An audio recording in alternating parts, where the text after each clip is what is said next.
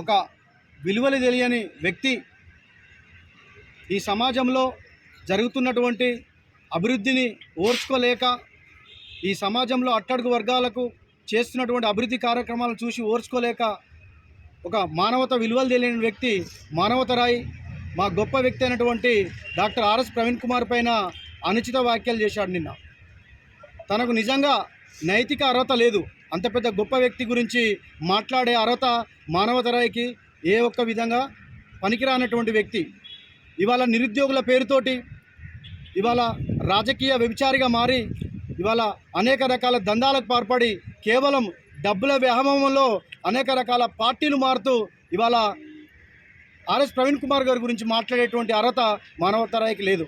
ఇవాళ నీతి నిజాయితీ గురించి మాట్లాడుతున్న మానవతరాయి, నువ్వు ఇవాళ టీఆర్ఎస్లోకి వచ్చినావు, మొన్న టీఆర్ఎస్లో 50 లక్షలు తీసుకున్నావు, మళ్ళీ కాంగ్రెస్లో పోయినావు, మళ్ళీ టీఆర్ఎస్లోకి వచ్చినావు, మళ్ళీ కాంగ్రెస్లో పోయినావు. నీ పని ఇదే. ఇవాళ నిరుద్యోగుల పేరుతో పోస్టర్ తీస్తావు, ఇలా వసూలకు పాల్పడతావు, ఇవాళ అనేక రకాల కార్యక్రమాలు చేస్తున్నావు. ఇవాళ నేను ఏమంటున్నానంటే, నిజంగా నువ్వు ఆర్ఎస్ ప్రవీణ్ కుమార్ గారి పైన ఎలిగేషన్స్ పెట్టినావు, అవి ఎంతవరకు నిజమో నువ్వు ఆత్మపరిశీలన చేసుకోవాలి. ఇవాళ ఆర్ఎస్ ప్రవీణ్ కుమార్ గారు గతంలో సెక్రటరీగా ఉన్నప్పుడు ఇవాళ ఈ తెలంగాణ రాష్ట్రంలో అంటే గతంలో ఉమ్మడి ఆంధ్రప్రదేశ్గా ఉన్నటువంటి విధంగా చూస్తే ఆ తెలంగాణ ఆంధ్రప్రదేశ్లో ఓన్లీ ఎస్సీలకు ఎస్టీలకు మాత్రమే గురుకుల పాఠశాలలు ఉండేది. ఇవాళ ప్రవీణ్ కుమార్ గారు సెక్రటరీ అయిన తర్వాత అంటే ముఖ్యమంత్రి కేసీఆర్ గారు తెలంగాణ ప్రభుత్వానికి వచ్చిన తర్వాత ముఖ్యమంత్రి గారితో ఒప్పించి ఈ వీకర్ సెక్షన్లో ఉన్నటువంటి విద్యార్థులందరికీ భవిష్యత్ తరాలుగా మారాలంటే, వీరికి గొప్ప విద్య అందాలంటే, వీళ్ళు ఒక బిజినెస్ మ్యాన్గా కావాలంటే, ఒక కోడింగ్ వ్యక్తిగా కావాలంటే, వీళ్ళందరికీ మండలానికి పాఠశాల కావాలని చెప్పేసి ఇవాళ కొన్ని వందల పాఠశాలలు, గురుకుల పాఠశాలలు ఎస్సీలకు ఎస్టీలకు బీసీలకు మైనార్టీలకు కూడా ఇవాళ ముఖ్యమంత్రి కేసీఆర్ గారిని ఒప్పించేసి ఇవాళ శంకుస్థాపన చేసి శాంక్షన్ చేయించినటువంటి చరిత్ర మన కళ్ళ ముందు కనిపిస్తుంది. ఇవన్నీ కనపడట్లేదా? ఇవాళ గతంలో ఏ గురుకుల పాఠశాలలో కూడా ఫుడ్ పాయిజన్ జరగలేదు. ఇవాళ ఈ 1 ఇయర్ నుంచి దాదాపు 50 మంది విద్యార్థులు చనిపోయారు. ఒక్కసారి మీరు మీ ప్రభుత్వం ఆత్మపరిశీలన చేసుకోండి. ఇవాళ నిన్ను అనేక రకాల మాటలతో దూషించాలని ఉంది, కానీ మా సామాజిక వర్గం అయినందువలన నిన్ను తిట్టలేకపోతున్నాం. ఇవాళ ప్రవీణ్ కుమార్ గారు సెక్రటరీగా ఉన్నటువంటి టైంలో పిల్లలకు ఏ ఫుడ్ తింటా అంటే ఆ ఫుడ్ మెనూను గవర్నమెంట్ ఇచ్చిన మెనూను కాకుండా తన పిల్లల కోసం మొత్తం అవుట్ రైట్గా నిర్ణయం తీసుకొని కొత్త మెనూను స్టార్ట్ చేసినటువంటి చరిత్ర మన కళ్ళ ముందర ఉన్నది. ఇవాళ 6 లక్షల మంది విద్యార్థులను అడిగితే చెప్తారు ప్రవీణ్ కుమార్ గారు ఉన్నప్పుడు ఏం చేశారని చెప్పేసి. ఇవాళ కడుపు నిండా తిండి పెట్టిండు, వాళ్ళు మానసికంగా శారీరకంగా ఎదుగుతందుకు వారికి కావాల్సినటువంటి ప్రోటీన్ ఫుడ్ ఇచ్చినటువంటి చరిత్ర మన కళ్ళ ముందులో కనిపిస్తుంది. మేం చెప్పుడు కాదు, ఇలా అనేక రకాల పత్రికలు రాసినాయి. స్వయాన గతంలో ముఖ్యమంత్రిగా పనిచేసినటువంటి కేసీఆర్ గారు కూడా ఇవాళ ప్రవీణ్ కుమార్ గారి వల్ల సంక్షేమ హాస్టల్ చాలా అభివృద్ధి కార్యక్రమంలో వెళ్ళాయి. ఇవాళ సంక్షేమ హాస్టళ్ల వల్ల పిల్లల భవిష్యత్తు మారింది ఇవాళ అని చెప్పేసి అసెంబ్లీలో మాట్లాడినటువంటి చరిత్ర కళ్ళ ముందర కనిపిస్తుంది. గతంలో నువ్వు టీఆర్ఎస్లో ఉన్నావు, ఇవాళ నువ్వు కాంగ్రెస్లో వెళ్ళావు. ఇవాళ నీకు అధికార పిచ్చితోటి ఇవాళ నేను ఎవరు పట్టించుకున్నటువంటి టైంలో నువ్వు ఇవాళ ఈ గొప్ప వ్యక్తి అయినటువంటి ఆర్ఎస్ ప్రవీణ్ కుమార్ని తిడితే ఇవాళ నాకు ఏదైనా పదవిస్తారని చెప్పేసి మెప్పు పొందడానికి నువ్వు ఇవాళ ఇలాంటి ప్రలోభాలకు మాట్లాడుతున్నావు. దయచేసి నీవు ఇలాంటి మాటలను వెనకాల తీసుకోకపోతే ఈ పిల్లల యొక్క పేరెంట్స్ అందరూ కలిసి నీకు తగిన విధంగా బుద్ధి చెప్పి మానసిక కౌన్సిలింగ్ చేసి పిచ్చి హాస్పిటల్లో జాయిన్ చేయించడానికి త్వరలో నీ దగ్గరికి రాబోతున్నారని చెప్పేసి కూడా తెలియజేస్తున్నాం.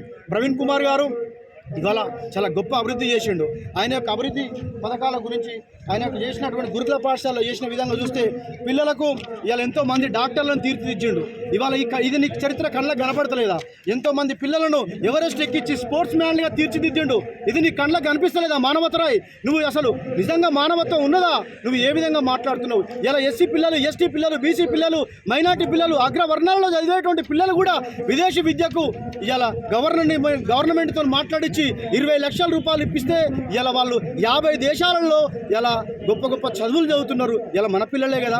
వారి యొక్క అభివృద్ధిని చూసి తట్టుకోలేక నువ్వు ఆర్ఎస్ ప్రవీణ్ కుమార్ గారి మీద ఇలాంటి నిందలు వేయడం ఎంతవరకు సబబు? ఒకసారి ఆత్మపరిశీలన చేసుకో. రేపు నీ పిల్లలకు కూడా ఇదే పరిస్థితి వస్తే నీ పిల్లలను కూడా తీసుకొచ్చి ఈ గురుకుల పాఠశాలను చదివించాలని చెప్పేసి నువ్వు సీట్ల గురించి తిరిగిన చరిత్ర మర్చిపోయినావా?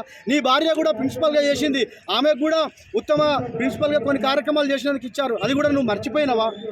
ఇవాళ సైన్యంలో సైంటిస్టులను ఇవాళ ఎంతోమంది డిగ్రీ కళాశాలలు నిర్మించేసి ఈ తెలంగాణ రాష్ట్రంలో 33 జిల్లాలలో జిల్లాకు ఒక మహిళా డిగ్రీ కళాశాల నిర్మించి 12వ తరగతి చదవంగానే పిల్లల పిల్లలను ఆడపిల్లలను ఆర్థికంగా ఇబ్బందికి గురవుతారని చెప్పేసి ఆ పిల్లలను చదివించడం కోసం ఇలా సార్ కొత్త ఆలోచన చేసి ముఖ్యమంత్రి గారితో ఒప్పించేసి జిల్లాకు కళాశాలలో పెట్టి ఒక సైనిక స్కూల్ ఒకటి పెట్టి సైనిక కళాశాలలు పెట్టిండు, ఒక పారామెడికల్ పెట్టిండు, ఒక లా కాలేజీలు పెట్టిండు పిల్లలను చదివించడం కోసం.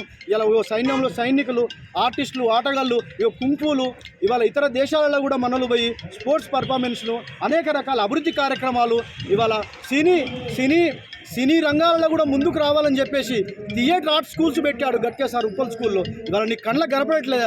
దానివల్ల అందులో చదివేటువంటి పిల్లలు చాలామంది మ్యూజిక్ డైరెక్టర్లు అయ్యారు, సినిమా డైరెక్టర్లు అయ్యారు, హీరోలు కూడా సినిమా తీశారు. ఇది నీ కళ్ళ కనిపించట్లేదా? ఇంత మంచి అభివృద్ధి ఈ ఎస్సీ, ఎస్టీ, బీసీ అణగారిన వర్గాల మైనార్టీ పిల్లలు అభివృద్ధి చెందుతుంటే ఇవాళ నువ్వెందుకు రాజకీయ వ్యభిచారిగా మారి మా గొప్ప వ్యక్తి అయినటువంటి ఆర్ఎస్ ప్రవీణ్ కుమార్ పైన ఇవాళ నువ్వెందుకు మాట్లాడుతున్నావు? ఇగో మా పిల్లల డ్యాన్సులు, ఇగో బాక్సింగ్ చూడండి ఏ విధంగా చేశారో. ఇతర దేశం లండన్, జపాన్, స్వీడన్ వెళ్ళి మా పిల్లలు బాక్సింగ్లో చేశారు. ఇవాళ ఒలింపిక్లో ఆడేటువంటి స్థాయికి వచ్చినటువంటి చరిత్ర ఇవాళ ఉన్నది. అందుకనే తక్షణమే అభివృద్ధి కార్యక్రమాల విషయాలపైన నువ్వు చేసినటువంటి ప్రలాభ మాటలు వెనుకకు తీసుకోకపోతే రాబోయే రోజులలో నీకు తగిన బుద్ధి చెప్పక తప్పదు. ఇవాళ ఒక ఎమ్మెల్యే నిన్న కాంగ్రెస్ ఎమ్మెల్యే మా సోదరుడు కూడా ప్రవీణ్ కుమార్ ఏ ముఖం పెట్టుకొని గురుకుల పాఠశాలకు వస్తాడని చెప్పేసి ఆయన నిన్న మాట్లాడిండు. నేను అడుగుతున్న ఈరోజు నువ్వే ముఖం పెట్టుకొని నీ రేవంత్ రెడ్డి ముఖ్యమంత్రి దగ్గర మెప్పు పొందడం కోసం ప్రవీణ్ కుమార్ను విమర్శిస్తున్నావు. ఇలా నీ ప్రభుత్వం వచ్చిన తర్వాత ఈ గురుకుల పాఠశాలలో 50 మంది ఎందుకు చచ్చిపోయారు? నువ్వు కూడా మా సామాజిక వర్గమే కదా, ఒకసారి నువ్వు ఆత్మపరిశీలన చేసుకో. నువ్వు ఒక ఎమ్మెల్యే, ఒక్కరోజన్న పోయి గురుకుల పాఠశాలలో పడుకున్నావా? వాళ్ళతో కలిసి అన్నం తిన్నావా? మా ప్రవీణ్ కుమార్ గారు పిల్లలతో అన్నం తిన్నాడు, పిల్లలతో మానిటరింగ్ చేసిండు. రాత్రి 12 గంటలకి, 2 గంటలకు, 3 గంటలకి ఏ టైంలో ఫోన్ చేసినా, ఏ టైంలో ఏ ఆపద వచ్చినా పోయి పిల్లలకు ఇవాళ మరి యొక్క బాగోలు చూసుకున్నాడు.